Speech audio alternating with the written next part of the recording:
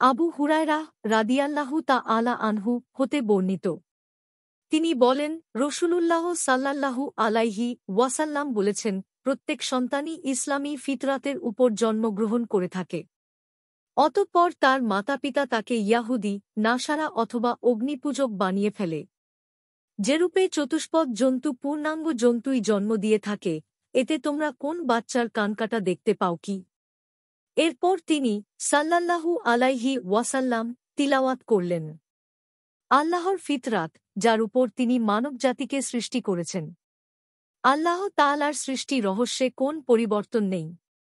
এটাই সরল প্রতিষ্ঠিত দিন। সূরা আর-রুম ৩০। বুখারী ১৩৫৮, মুসলিম ২৬৫৮, আহমাদ ৭১৮১, ইরওয়া ১২২০, সহিহ আল জামি ৫৭৮৪, সহিহ ইবনু হিব্বান ১২৯, মিশকাতুল মাশাবিহ ৯০। হাদিসটির মান সহিহ।